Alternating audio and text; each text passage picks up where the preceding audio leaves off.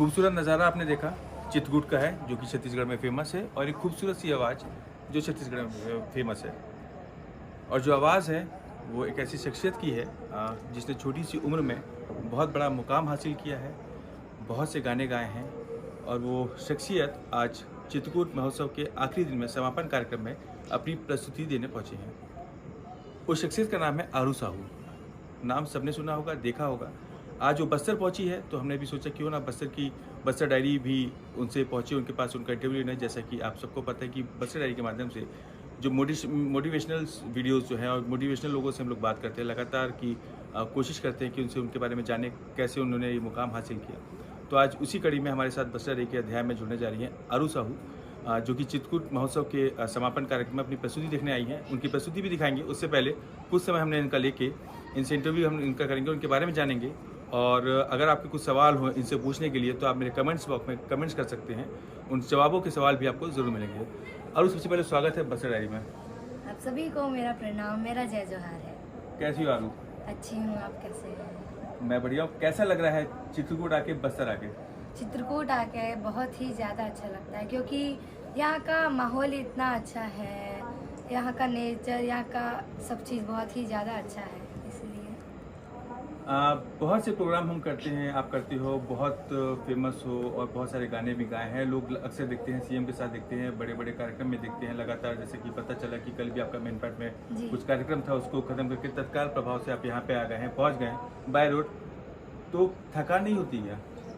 थकान होती है, लेकिन अब जीवन में कुछ करना है तो फिर हमें ये सब चीज़ तो त्यागना पड़ता है, क्योंकि मेरी मम्मा कहती है कि जो सब चीज़ हम बड़े होके लोग जो मेहनत करते हैं वो मुझे अभी करना है। तो मैं अगर अभी मेहनत करूँगी तो आगे चल के मुझे उतनी ज़्यादा परेशानी नहीं होगी।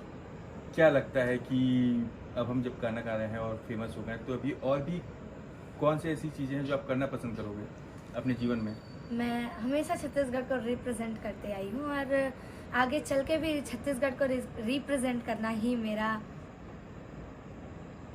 मोटो है।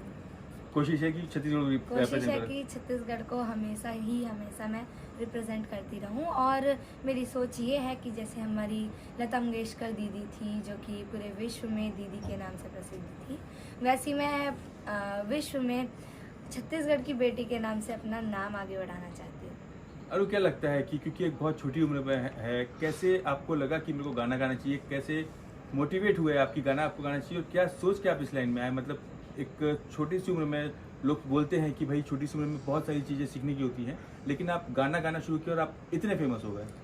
कभी सोचा तो नहीं था मैंने कि मैं गाना गाऊंगी। मैं छोटी सी थी तब से मैं थोड़ा बहुत ऐसा गाना गाती थी, और फिर एक वीडियो अचानक से वायरल हुआ तो रुचि ऐसी बढ़ गई कि बस गाना ही गाते रहो, ऐसा लगता है। तो जब वीडियो वायरल हुआ था, तो उसके बाद आपके पास जब वीडियो रिटर्न आया हुआ कि भाई ये वीडियो वायरल हो रहा है और ये गाना वायरल हो रहा है, तो उस समय आपके दिल में क्या चला? जैसे कि कोई वायरल होता है तो फिर उसको अचानक से ऐसा पता चलता है तो वो शॉक्ड हो जाता है। तो ऐसा मेरे साथ नहीं हुआ था क्योंकि मैं मतलब एकदम से छोटी थी, और क्लास 5 में मुझे ये सब के बारे में थोड़ा भी नॉलेज नहीं था। और अचानक से ये पता चला 2 दिन के बाद, वीडियो वायरल होने के 2 दिन के बाद, कि आरू बहुत वायरल हो गई है फेसबुक पे। तो फेसबुक से फिर बहुत सारे मैसेज आने लगे। मम्मी ने सिर्फ उसी 2 दिन पहले फेसबुक ज्वाइन किया था, मतलब एक किस्मत इसे आप कह सकते हैं। और फिर वापस लोगों ने नंबर मम्मा का मंगा सब, फिर मम्मा ने नंबर दिया, बहुत सारे न्यूज़ चैनल के कॉल आने लगे, और ऐसे ही बहुत सारे स्टेज शो मिले। तो हम कह सकते हैं कि फेसबुक एक मेन कारण था जी, हमको लॉन्च होने का, लॉन्च करने के लिए। तो फेसबुक आप ही चलाते हो?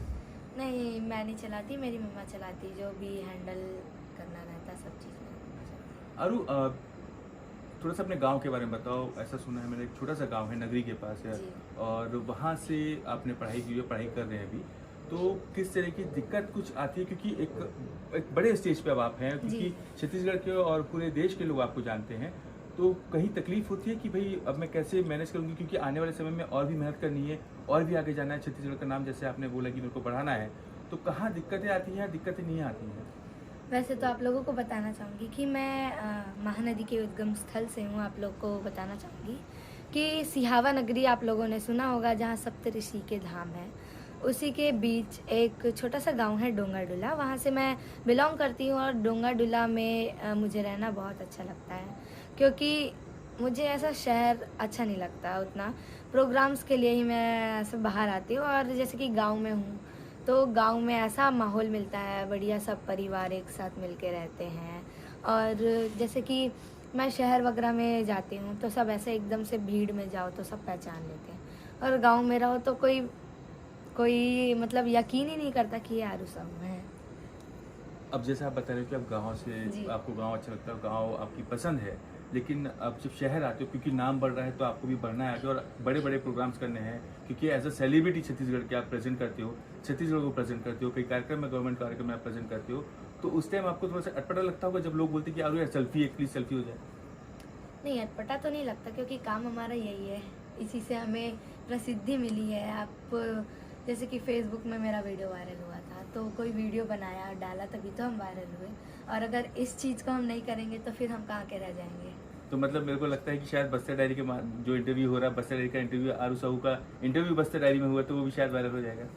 हो जाएगा तो बहुत अच्छी बात है। कोशिश करेंगे वायरल करने की हम। हो जाएगा, डन। ठीक है।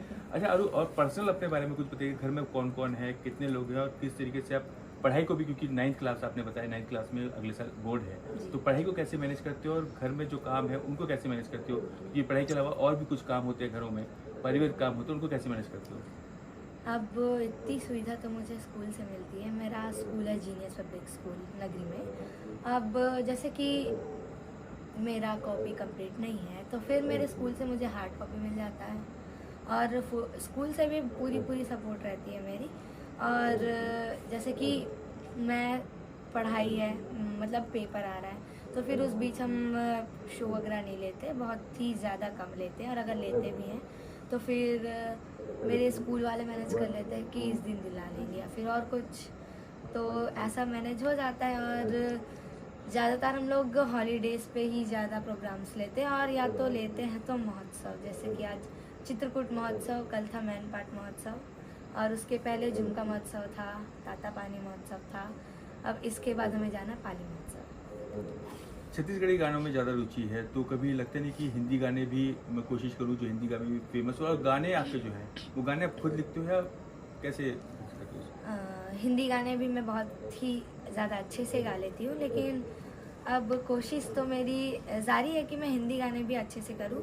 गा तो लेती हूँ, और वैसे मैं गाने अपने लिखती नहीं हूँ, क्योंकि हमारे पास इतने सारे अच्छे अच्छे लेखक हैं, तो मुझे लिखने का क्या मतलब। वैसे भी मेरे शब्द नहीं जमते, क्योंकि मैं छोटी हूँ और मुझे ज़्यादा लिखना भी नहीं आता। लेखक ने गाना लिख दिया, आपने गा दिया, गाना सुपरहिट हो गया। बोल सकते हो। कौन सा ऐसा गाना है जो आप अक्सर गुनगुनाते रहते होगे मन में, कभी अकेले में, कभी जा रहे हो, जैसे अभी खड़े थे आप वाटरफॉल को देखे तो उस टाइम कुछ गाने गुनगुना रहे, तो कौन सा ऐसा गाना है जो आपको सबसे पसंद का गाना है, और आप लगता है आपको कि कभी भी मेरे को समय मिले तो मैं उस गाने को जरूर गुनगुनाऊँ। ऐसा कोई गाना नहीं है जो मैं मतलब नहीं गुनगुनाऊँ। मतलब मैं जैसे कि मेरा खुद का गाना बना, रिकॉर्डिंग हुआ, शूटिंग हुआ, लिरिक्स आए, मैं खोल के देखती नहीं हूँ। तो पता कैसे चलता है। मैं मतलब रिकॉर्डिंग हुआ, शूटिंग हुआ, अपलोड हो गया, एक जैसे कि मम्मी बोल रही है कि कुछ दिक्कत है क्या इसमें, कहीं पास कुछ मिस्टेक है, एक बार देख ले, थोड़ा बहुत देख लिया, ऐसे हल्का फुल्का, अपलोड होने के बाद ना देखती हूँ ना कुछ करती हूँ मैं, क्योंकि मेरे को देखना उसको पसंद ही नहीं है। और जैसे कि कुछ अच्छे मोटिवेशनल सॉन्ग आ गए और कुछ आ गया तो फिर वो सब चीज़ में थोड़ा इंटरेस्ट बढ़ जाता है। हालांकि उम्र बहुत छोटी है, लेकिन अब आप बस्तर आए हो और बस्तर में पहली बार बस्तर डायरी के माध्यम से लोग आपको देखना पसंद करेंगे, और लोग ये भी बोलेंगे कि भाई आखिर ऐसी कौन सी चीज़ है जिससे कि आरू जो है यहाँ तक पहुँच गई है, इस मुकाम तक पहुँच गई। तो बस्तर के बच्चों के लिए, यंग जनरेशन के लिए कुछ आपकी तरफ से संदेश हो। मैं यहाँ के वासियों को बोलना चाहती हूँ कि बस्तर एक सुंदर सा जगह है, और ये कला संस्कृति से भरपूर ये जो है जिला है, या फिर आप बोल सकते हैं जगह है। तो यहाँ जो है संस्कृति, और यहाँ ट्राइबल बहुत रहते हैं, और यहाँ मतलब मुझे आना इतना पसंद है कि बस ऐसा लगता है कि आप बस जाऊँ।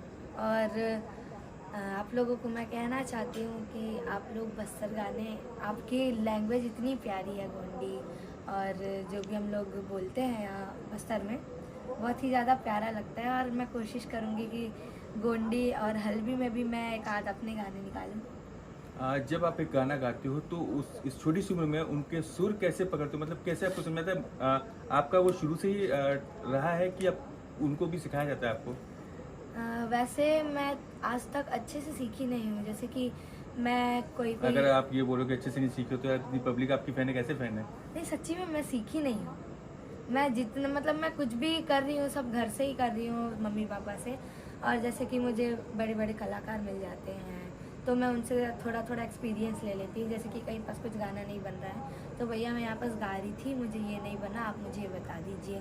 और ऐसे बड़े बड़े महादिग्गज हमें मिलते हैं जो कि मतलब गाना अच्छा गाते सुनने से वो ज्ञान देना पसंद करते हैं और ये सब चीज़ बताते हैं जो हमें जीवन में कभी पता ही नहीं चला होगा। और ये मैं आप लोगों को बताना चाहती हूँ कि मैं सीखी नहीं हूँ, जो भी करती हूँ अपने खुद से करती हूँ। और जैसे कि मैं सुर वगैरह कैसे लेती हूँ आप बोल रहे थे, तो ये बस सब बोलते हैं कि गॉड गिफ्टेड है। गॉड गिफ्टेड है तो गॉड से जो मिला है अब उसको हम लोगों को दिखाना है। हाँ, बस अब भगवान से जो मिला है बस हमें उसे निखार के दिखाना है और ये बताना है कि हम हैं क्या। और एक सक्सेस के पीछे एक टीम होती है, एक वर्क होता है, तो आपके पास भी ऐसी टीम है जो आपके साथ रहती है और किस तरीके से मैनेज करते हैं वो लोग? अब जो भी है, मेरी मम्मा है, मेरे पापा हैं और मेरी फैमिली है जो कि मुझे बहुत ही ज़्यादा सपोर्ट करती है। मेरे मामा लोग हैं, उन लोग ने मतलब मैं जब फेमस हुई उसके बाद से मेरे आईडी सब मामाओं ने ओपन किए हैं। रजत मामा, भास्कर मामा, आशीष मामा, इनका एक प्रोडक्शन भी चलता है। तो इन्होंने सबसे पहले मेरा हेल्प किया, मेरे सभी आईडी के लिए फ़ोटो शूट, वीडियो शूट वगैरह किए। और जहाँ तक कि मैं जानती हूँ और मैं आप लोगों को बताना चाहती हूँ कि मेरे सभी चैनल का शुरुआत मेरे Facebook ID, Twitter ID, Instagram ID, और जहाँ तक कि आप लोगों ने जितने सारे छोटे छोटे ऐप्स देखे होंगे सब में मेरे आईडी है। और इसमें इन सब में मेरे बहुत सारे ऐसे फैंस हैं भैया लोग जो कि मेरे फ़ैन पेज वगैरह चलाते हैं। तो उन सब से जैसे कि फ़ैन पेज चलाते हैं तो फिर कांटेक्ट नंबर मिल जाता है, तो उन सब का हमने एक ग्रुप सा बनाया है और उसमें सभी को एक एक आइडिया सा मतलब सर्कुलेट करने के लिए। और जैसे कि कुछ दिक्कत आ रही है तो फिर हम लोग संभाल लेते हैं। अच्छा, मतलब पूरा काम जो है घर से ही बैठ के होता है, कोई ऐसी टेक्निकल टीम नहीं है हमारी कि भाई वो जैसे बड़े बड़े सेलिब्रिटीज़ की होती है कि वो कोई बॉम्बे में बैठा है तो आपका पेज संभाल रहा है, कोई आपका मार्केटिंग देख रहा है, इस टाइप का कुछ नहीं है? अब हमारे फैमिली में ही इतने बिजनेस माइंडेड टैलेंटेड लोग बैठे हैं तो फिर क्या मतलब, क्यों हम किसी को पैसा दे, जब हमारे घर में खुद हैं तो बस। अच्छा, कोई टीम नहीं है, आप खुद करते हो और खुद फैमिली पूरी मैनेज करती है, तो आपको कुछ करने का और बाहर से करवाने की जरूरत नहीं होती आपको। हाँ, बस ऐसे। आज आपकी प्रस्तुति है चित्रकूट महोत्सव में, तो कौन कौन सी प्रस्तुति और क्या क्या गाने वाली है आप? ऐसा तो मेरा कभी डिसाइडेड नहीं रहता है। वैसे मैं आप लोगों को बताना चाहती हूँ कि जैसे कि मैं स्टेज परफॉर्मेंस करने आई हूँ, तो मैं कल मैन पार्ट में स्टेज परफॉर्मेंस की और मेरी कोई तैयारी नहीं थी, मैं कहीं भी स्टेज। अरे एक मिनट, मैं एक सवाल पूछूंगा यार, आप डांस भी करते हो ना? नहीं ऐसा थोड़ा बहुत मैं देखा वीडियो में हाथ पर। हाँ, स्कूल में तो सब करेंगे ना, तो वो हो जाता है और स्टेज में भी हो जाता है? नहीं, स्टेज में मैं देखा है तो वीडियो में देखा है। नहीं, स्टेज में मैं डांस ही नहीं करती। थोड़ा बहुत हाथ पर? नहीं, बिल्कुल नहीं। अब ये तो एक आर्टिस्ट की कला होती है कि ऐसा ऐसा पैर पटक सकते हैं, चुटकी बजा सकते हैं, मुंडे हिल सकता है। और हाँ, मैं आप लोगों को कुछ बता रही थी कि मैं कभी भी स्टेज में जाती हूँ तो मेरी थोड़ी सी भी तैयारी नहीं होती है। जैसे कि हम लोग स्टेज पे गए, मेरा परफॉर्मेंस है, वो चाहे जितना भी बड़ा मंच हो, हम लोग जैसे कि कल मैन पार्ट गए थे तो उसमें भी मेरी थोड़ी सी भी तैयारी नहीं थी, बस जाना है। मतलब स्टेज पे चढ़ने से पहले मेरे को ये बता दिया जाता है कि बस ये गाना इस टाइम, मतलब पहला ये गाना रहेगा, उसके बाद तुम जो भी बोलोगे हम बजा देंगे। उसके बाद मैं बोलती हूँ एंट्री सॉन्ग मेरा ये रहेगा, ये रहेगा, ये रहेगा। आज तक हम लोगों ने बैठ के रिहर्सल तक नहीं किया है। मतलब हम सीधा जाते हैं और चढ़ के सीधा गाना गाना शुरू, फैसला ऑन द स्पॉट। गाना डिसाइडेड होता है? गाना लिस्टिंग रहती है लेकिन डिसाइडेड नहीं रहता है कि इस गाने के बाद ये गाना, जैसे सब प्रोफेशनल्स करते हैं ना कि हमारे छत्तीसगढ़ में भी सब करते हैं कि इस गाने के बाद ये वाला गाना होगा, इस गाने के बाद ये वाला गाना होगा, उसके बाद हम ये करेंगे, उसके बाद ऐसा ऐसा सिचुएशन रहेगा, उसके बाद कॉमेडी होगा, ये होगा। हम लोग ऐसा नहीं करते, हम लोग डायरेक्ट चढ़ते हैं स्टेज पे, गाना गाते हैं, कोई फिर जैसा सिचुएशन रहता है उस हिसाब से हम गाना निकालते हैं। और मैं तुम्हारा ज़्यादा समय नहीं लूँगा क्योंकि कॉल आ चुका है, जी, आपको जी। रेडी होना, आपका परफॉर्मेंस भी है, मौका रहेगा तो अगली बार फिर आपके इस प्रोग्राम के बाद शायद हो सकेगा, अगर आपको समय रहेगा तो आज रात में ही तो कल सुबह एक बार फिर इंटरव्यू लेंगे, जी। और नहीं लिया उसके बाद नेक्स्ट टाइम जब मिलोगे कोशिश करेंगे मिलने की कि आप किसी और बड़े स्टेज पे जाए, और जहाँ पे हम लोग वहाँ पहुँचे वहाँ पे आपका इंटरव्यू ले। तो अब जब यहाँ पहुँचे तो आप बस्तर वालों के लिए क्या संदेश है और छत्तीसगढ़ वालों के लिए क्या संदेश है, एक बार प्लीज़ बता दीजिए बस्तर के माध्यम से। मैं आप सभी को वैसे ही पहले से बता चुकी हूँ कि बस्तर एक बहुत ही ज़्यादा सुंदर जगह है, और यहाँ के लोग, यहाँ की भाषा, यहाँ की बोली बहुत ही ज़्यादा सुंदर है। और मैं चित्रकूट महोत्सव सेकेंड टाइम आई हूँ, और यहाँ अगर आने का हो तो आते रहूँगी, और आप सभी से मिलते रहूँगी बस्तर डायरी की ओर से और आरू साहू की ओर से और मेरी ओर से। तो बस्तर वासियों के लिए और छत्तीसगढ़ वासियों के लिए, तो बस्तर वासियों के लिए और छत्तीसगढ़ वासियों के लिए बस मैं यही कहना चाहूँगी कि आप लोग जितना मुझे अभी तक प्यार देते आए हैं वैसे ही आप मुझे मैं दुलार दीजिएगा, और बस्तर डायरी के यूट्यूब चैनल को आप सब्सक्राइब कर दीजिएगा, लाइक कर दीजिएगा, वीडियो अच्छी लगी हो तो कमेंट कर दीजिएगा, और आपको जो करना हो कर दीजिएगा। धन्यवाद। जो करना नहीं करना दीजिए, सिर्फ सब्सक्राइब और लाइक करिए। सब्सक्राइब कर तो आरू चलो अब एक काम करते हैं हम लोग की आपका परफॉर्मेंस है, क्योंकि परफॉर्मेंस के लेट नहीं हो जिस जी। टाइम के लिए हम लोग आए हैं, जी। कोशिश रहेगी कि अब परफॉर्मेंस के बाद शायद एक छोटा सा इंटरव्यू और हो जाए, जी। 5 सेकंड का, 6 मतलब 5 मिनट 10 मिनट का कोशिश करेंगे हम लोग। जी। तब तक आप रेडी होइए और कोशिश करते हैं, ठीक है। बहुत बहुत धन्यवाद आपका बस्तर डायरी को समय देने के लिए।